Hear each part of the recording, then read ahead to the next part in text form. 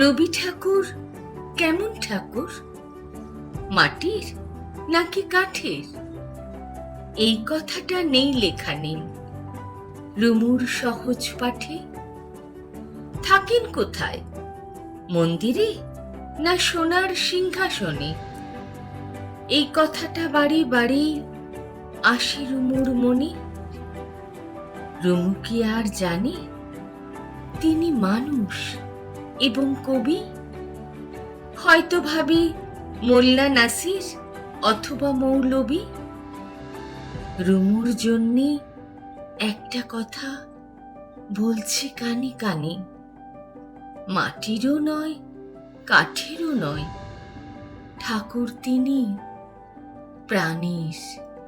মাটিরও নয় কাঠেরও নয়, ঠাকুর তিনি প্রাণীর।